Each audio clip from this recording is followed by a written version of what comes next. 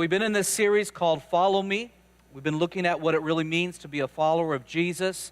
I've asked you to read Matthew, Mark, Luke, and John, which are the Gospels, to discover yourself what it means to really follow Jesus. When Jesus said, "Follow me," when he talked to Matthew, when he talked to the disciples, he told them, just simply follow me. You don't have to jump through a bunch of hoops to do that. You don't have to really believe. Just follow me. In fact, a lot of the believers that came to Jesus weren't believers at first. It took them 2 years. A lot of the disciples, it took them 2 years to really catch on and to really believe. And so, follower of Jesus just simply means to come to Him as you are, but as we come to Him as we are, He changes us. He molds us. As we abide in Him, as we are connected to the vine, as we are the branches, He breathes life into us and produces fruit in our lives. But last week we asked a question, what does it mean to be a follower of Jesus? What do they look like? What are you supposed to wear? So if you missed that message, I'd encourage you to look online at our website at cornerstonemanteca.com. But today I want to talk to you about the cost of following Jesus. Some might say, well, Pastor, I thought it was free. I thought Jesus was free. I thought salvation was free. Yes, the gift of salvation is a free gift, but honestly, there is a price that has to be paid if you really want to be a follower of Jesus, right? Today I'm talking about being a real follower, not a fake follower. Some people, some Christians, they kind of just go through the motions and they want people to really think that they're followers of Jesus, but deep down inside, they're not real followers of Jesus, they're fake. Listen, if you have your Bible today, I want you to turn to Mark chapter 8. Mark chapter 8. If you don't have a Bible, that's all right. We've got it on the screen. If you would like a Bible, I would love to give you a Bible after the service if you don't have one. I got a message on Facebook the other day about what Bible I use. Mostly I use the NIV, the New International Version. A lot of times I use the NASB, the New American Standard Bible. But whatever version you have, it'll work today as we look together at Mark chapter 8. As we're turning there, let me say again, today's message is about the cost of following Jesus. When you think about following Jesus, there are some benefits, right? How many are so glad they're following Jesus today? Amen? When you follow Jesus, things begin to happen in your life. You become a better person, right? You become a better husband, better wife, better mom, better dad, better kid. You just do. And when you allow the Holy Spirit, when you yield to the Holy Spirit, things begin to happen. The fruit of the Spirit begin to be activated in your life. You get more patience and kindness are developed in your life. You learn how to forgive people easily. Things like that. You get these things that Christ wants to build in your life. So there's benefits. But if you look at Mark chapter 8, verse number 27, it says this. Jesus and his disciples went on to the villages around Caesarea Philippi. On the way, he asked them, "Who do people say that I am?" Listen, don't ever ask that question of people if you really don't know or you really don't want to know what people are saying about you. I mean, seriously, if you don't want to know what people are saying, don't ask it. I mean, if I ask some people, what are people really saying about me? Well, Pastor, they're saying you're a little weird, you're going bald in the back, you're getting a little hefty. You know, I don't want to hear it, so I'm not going to ask you that question. But Jesus asked this question, who do people say that I am? And guess what? Jesus knew. He knew the buzz around. He knew what people were saying, what they were talking, but he wanted to set it up for his disciples in order to teach him. So he says, who do people say that I am? And so his disciples say this, they replied, some say John the Baptist. Now, people, you got to understand that John the Baptist was beheaded, all right? He was beheaded, he was dead. So there are actually some of the people, they thought that Jesus was come back in the form of John the Baptist, which was kind of strange. And it says, others say you're Elijah, and still others say one of the prophets. In verse 29, but what about you? What about you guys? Who do you say that I am? And Peter, you gotta love Peter. I mean, he's so hyper, Some of you guys are real hyper too, but he's like his type A personality. He's probably sitting in the front row, and he's like, pick me, I know the answer, Jesus. And Jesus is like, okay, Peter, yes, what's your answer? And Peter answered, verse 29, you are the Messiah. Yes, the Messiah.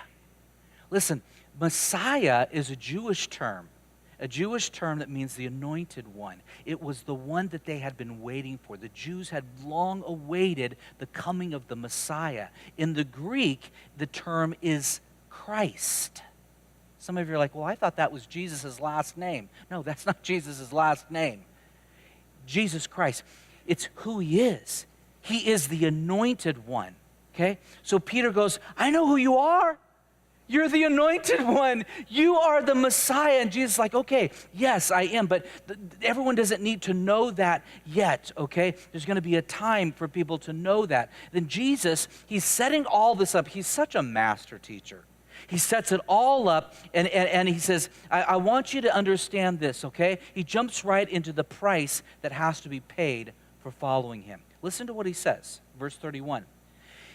He then began to teach them that the Son of Man, that would be Jesus, must suffer many things and be rejected by the elders, the chief priests, and the teachers of the law, and that he must be killed and after 3 days rise again. Verse 32, he spoke plainly about this, and Peter took him aside and began to rebuke him.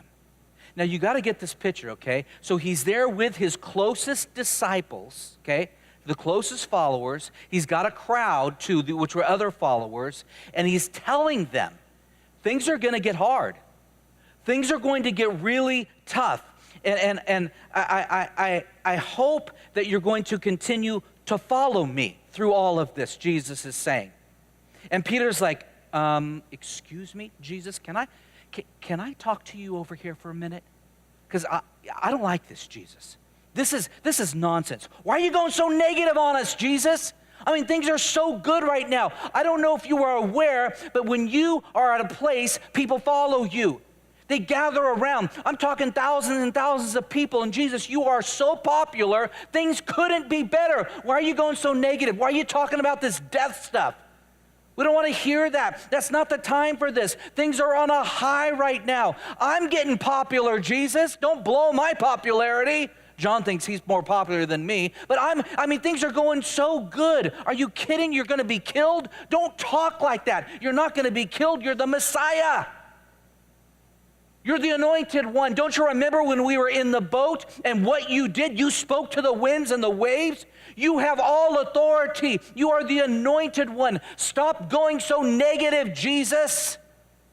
Go back over there and talk about something sweet. Go back over there and talk about prayer. Go talk about the Psalms. Go talk about something, but cut the negativity. Verse 33, but when Jesus turned and looked at his disciples, he rebuked Peter. Get behind me, Satan, he said. You do not have in mind the things of God, but the things of man. Wow, Jesus was not messing around. I used to read this verse and think, why is he so mean to Peter? I mean, he calls him Satan of all things. I want you to see something here. Peter loved Jesus. He was so devoted to Jesus. He loved being around him. He loved the people. He loved what he saw. He loved the miracles. He was drawn to that. It was incredible following Jesus. And Jesus was saying, it's good that you want to follow me, Peter, but you're acting more like a consumer than a follower. A consumer, for those of you that don't realize what that is, they're interested in what they can get out of it. A consumer is only interested in themselves, nobody else but themselves. And Americans are consumers. They are. And many Christians in America approach their relationship to Christ and their relationship to the church as consumers as well. They come to a church. What can you do for me? How's your children's ministries? I don't like that. I'm going somewhere else. They treat church like it's a restaurant. I don't like the way that I was served. I don't like what the ushers were wearing. I'm out of here. Didn't do anything for me. I didn't feel anything in the service. And they treat Jesus as if they are consumers. And Jesus is telling Peter, it's not about you.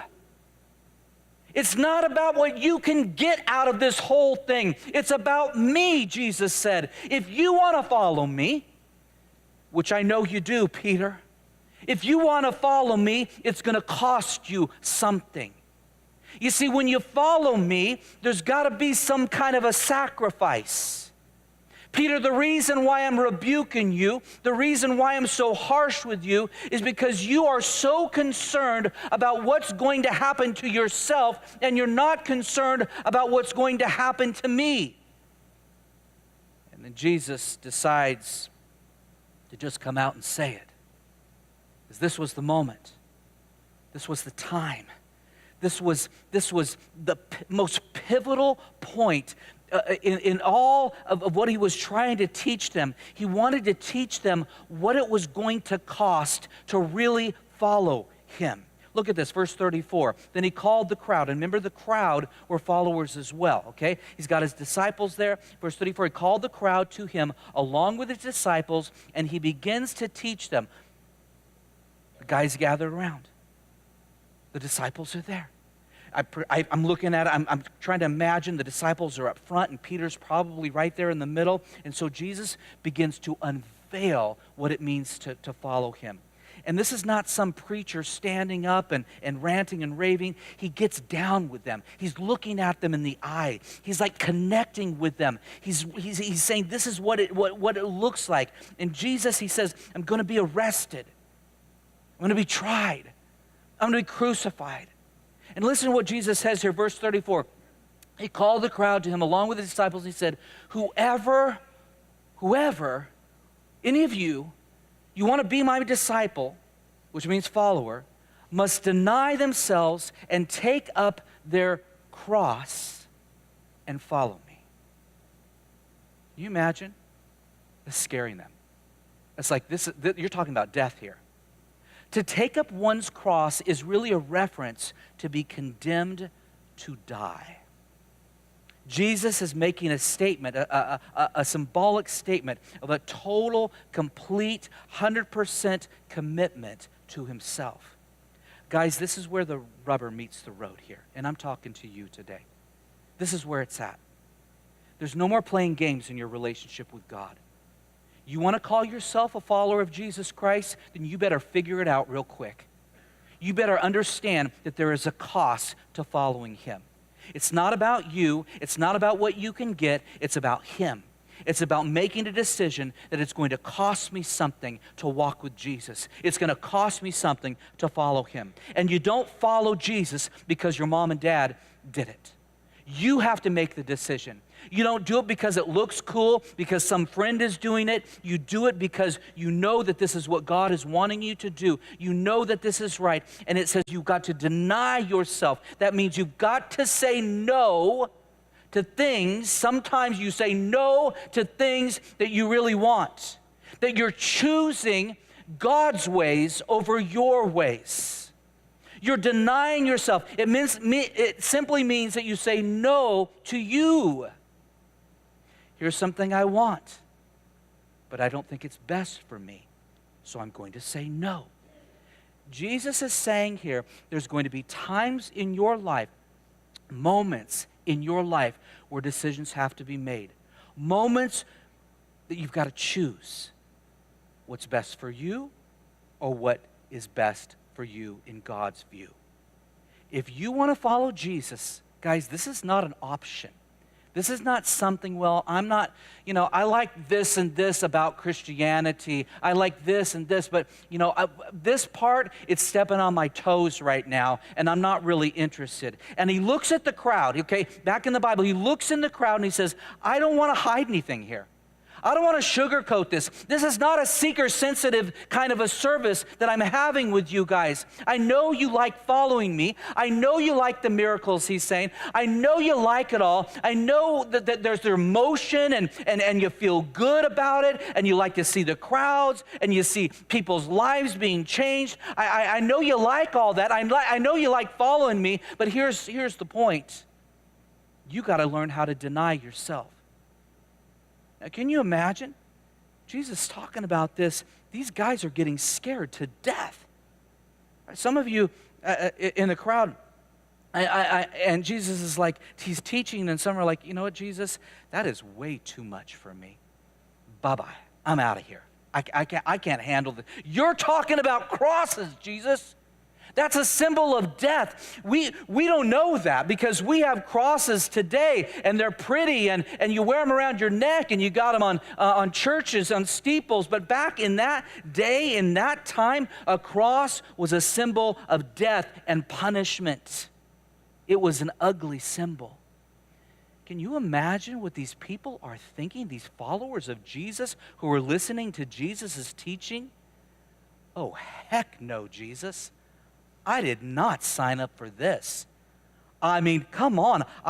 Thanks for healing my friend. Thanks for healing my relative. And man, the time that we saw you do the miracle of feeding to the 5,000, man, that was awesome, Jesus. But this is where I draw the line, Jesus. I can't go there. That's not what I want to do. And you know what's so wonderful about Jesus?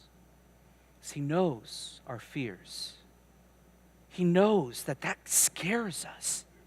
He knows that the things that we're thinking about and all the what ifs. And Jesus, what if I get to this point in my walk with you and as I follow you and what if? And I think about the teenager, right? I think about the young adult, and maybe you're here today and maybe you have this concept or they have this concept of, you know what, I'm going to follow Jesus. Sure, I'm going to follow Jesus when I get 50 or 60 years old. Yeah, I'm not interested right now because I got things to do with my life. I mean, I want to have fun and I want to explore. I want to dive into myself. I want to find out what this world is really all about. I'll wait to follow Jesus. I get that. I understand that. There's some of you here in this room. Maybe that's the reason why you haven't come to church for so long, because you understood what it meant to really follow Jesus. You knew there was a price tag attached to it. You knew there was a cost, and you said, I'll be back. I'll just keep Jesus in my back pocket. And someday, at some point, maybe when tragedy strikes, maybe when something bad happens in my life, then I'll come, then I'll follow Jesus. But right now, I got things to do. And so Jesus is looking at this crowd, and just like he's talking to us today, and the same kind of thoughts, and Jesus says, listen guys, before you get all freaked out about this, take a deep breath. Relax. Look at verse 35. He said, whoever wants to save their life. Oh, well, I'm listening, Jesus. Okay, that's me. I want to save my life. I mean, who doesn't want to save their life, right? You guys all want to save your life? We all want to save our life. And then it says in verse 35 again, he says, whoever wants to save their life will lose it. Well, okay, that makes sense. I guess no matter how well I eat, how many times I exercise, and the stuff that I stay away from, the bad stuff and the bad habits, and I try to save my life, but one day, I'm going to lose it. We all are going to lose it, no matter how hard we try to save our lives. Okay, Jesus, I get it. You're making sense. Okay, I'm listening to what you're saying. Then Jesus continues. Verse 35, for whoever wants to save their life will lose it, but whoever loses their life for me and for the gospel will save it. Jesus says anyone who loses what they consider life because they chose to follow me will save it. What? Yeah. He says, I know I'm scaring you a little bit, but you need to know what I'm talking about here. The life that you're trying to save right now, eventually, it's going to fall apart. Eventually, you're going to lose it. But if you really follow me, I'm not talking about fake following me. I'm not talking about wearing a mask. I'm talking about if you really follow me, if you take those steps of following me, then your life is going to be saved. Verse 36, what good is it for someone to gain the whole world, Jesus says, yet forfeit their soul? Tell me, what do you really get if you got everything in this world? I mean, imagine you feel this urge to go down to the grocery store or the liquor store, and you put your dollar down, and it's the winning lottery ticket. And you win.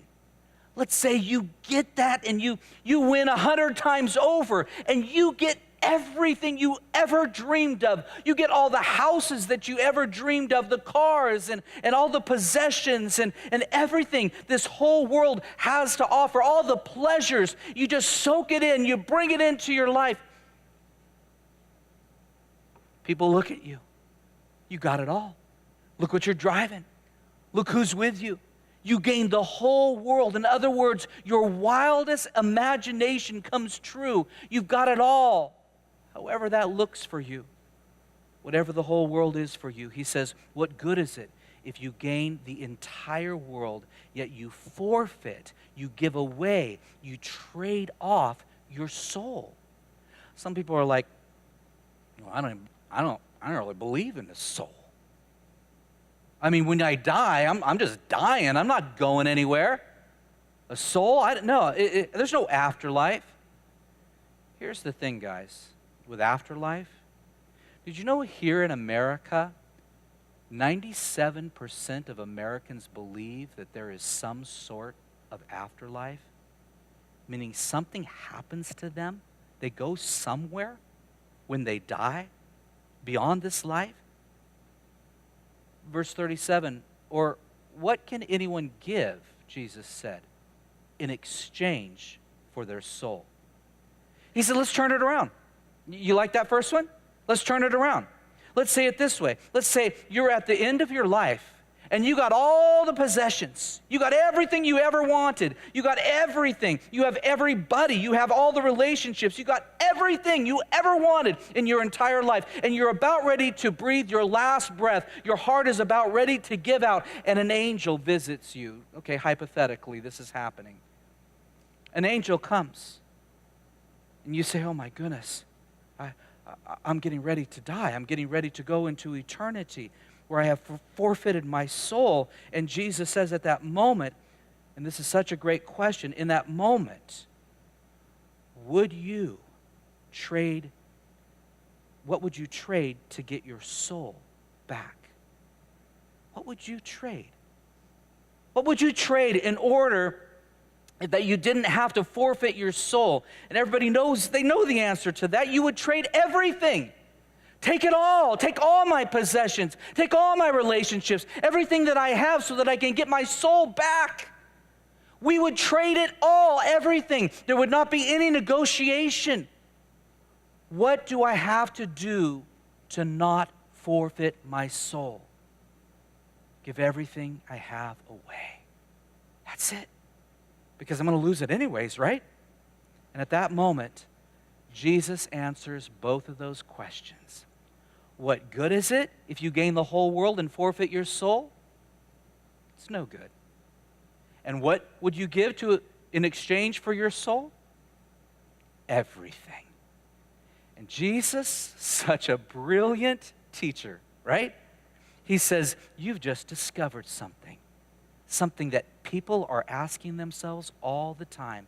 You see, once you understand what Jesus is talking about, it's like a light that goes off in your head. And this is exactly what Alpha is all about. It's answering these types of questions. Who am I? Where am I going? And this whole subject about your soul, you consider your soul of greater value than anyone or anything, any amount of possession that you could ever have. Your soul is priceless. Does everybody understand that today? And we're going to eventually lose it all anyways. Guys, we can't take anything with us. We can't take our houses, we can't take our cars when we die, but this opportunity that Jesus is laying out for us right now, this privilege, this thing of following Jesus, it allows us right now to give it all up right now so that it makes an impact on where we're going in the future. But Jesus wasn't done. Verse 38, he says, if anyone is ashamed of me and my words in this adulterous and sinful generation, the Son of Man will be ashamed of them when he comes in his Father's glory with the angels, with the holy angels.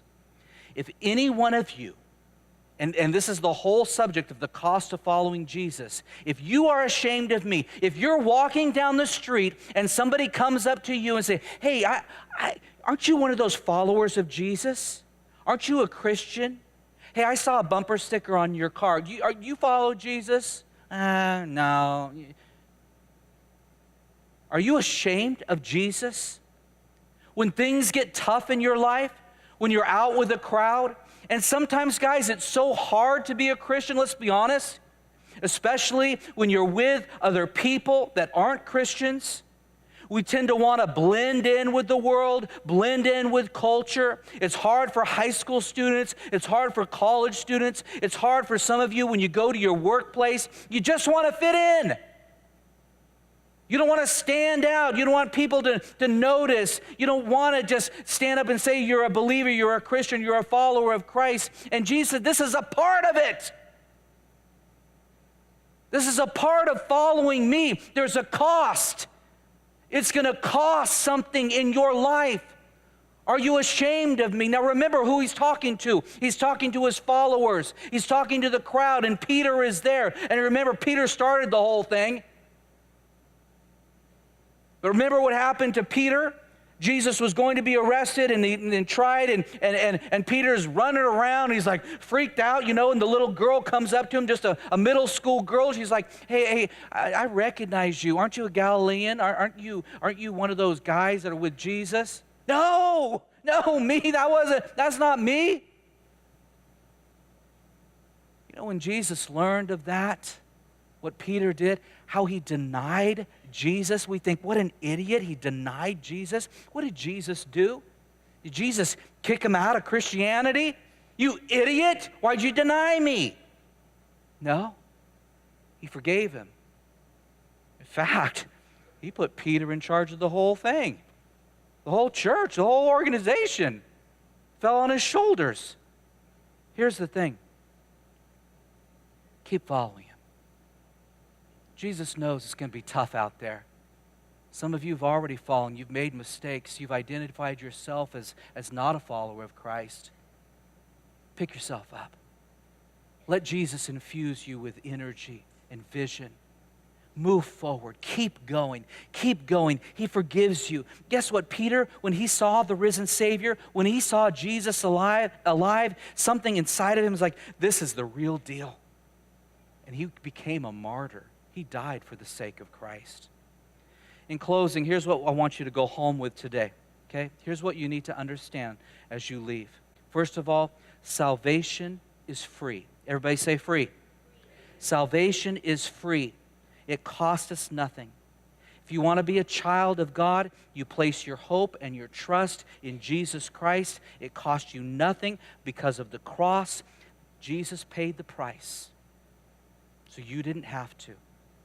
Salvation, becoming a Christian, becoming a member of God's household is absolutely free because of what Jesus did.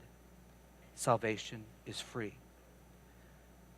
But if you want to be a follower of Christ here in this life, if you want to walk with him in this generation, in this sinful and adulterous generation, it's eventually going to cost you something. In other words, there's going to be situations, there's going to be times when you're going to be at a crossroad. Maybe at your school, maybe at your workplace, maybe when you're on vacation, and maybe you're at somebody else's house, or maybe it's a moment where I've got to make a decision. Maybe it's a time when you're at your home or you're at your workplace, or you're in the car and you're bored and you're tired, and all of a sudden a thought comes. An urge comes. It's that moment. It's that crossroad, that fork, where you say, am I going to be a follower of Jesus, or am I going to follow myself? Are you going to be able to say, I can't go there, I can't participate in that, or say something, I need to stay where I'm at, I can't go there, I need to leave, or I can't take that job, or I do need to take this job, or I'm not supposed to move, or I do need to move, or I can't take that position, or I do need to take that position, or I need to keep driving, or I need to stop. Whatever it is, whatever that looks like for you, and it's going to be a moment, it's going to be a situation, and guess what? It's not going to be this lightning bolt from heaven that's going to come down and say, this is it, this is the moment where you got to decide. No, it's you. It's you that needs to decide. Are you going to pay the price of denying yourself and following Christ? There's a price to pay. It's not going to be a moment when you're driving down in your car and the windows are down and the wind is blowing and you got your Bible on the front seat and the wind blows to a special verse and it kind of glows and it's like, oh, there it is. No, it's you. It's you making a decision. Not your mama making it for you, but you. Are you a follower of Jesus Christ? Listen. I believe that when that moment comes, and it's not a scary thing, guys. Don't get freaked out about it. But it's a time when we say, I'm not going to be a consumer of Jesus. I'm going to be a follower of Jesus. I know it's going to cost me something. And for some of you, it's almost like a death inside of you. You had a dream, and then when you really started following Jesus, that dream that you had, it had to die. But as it dies, Jesus reveals a new dream, a better dream for your life. It's denying ourselves so that God's will can take place in our life. His ways are better than our ways. His thoughts are so much higher than our thoughts. You know what the word is? It's surrender, right? You surrender to Jesus. Salvation is free. Following Christ will eventually cost you something. Now here's the good news. You don't have to worry about this. I know that as I look across this congregation, I look at your heart, you're going to do it.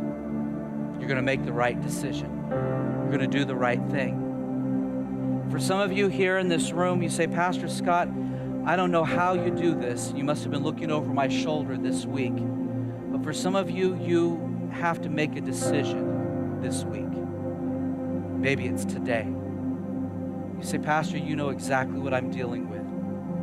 I have to answer somebody. In fact, there's a text waiting for me on my phone. I've got to answer it. What are you going to do? There's an email waiting. There's something there, a situation that I've got to deal with. As soon as I get home, I've got to make a decision, and it's in me, this conscience, and it feels like a death. I've got to make this decision. Let me say something to you. You know deep down that you value your soul more than anything, right? Don't you? Or maybe you don't.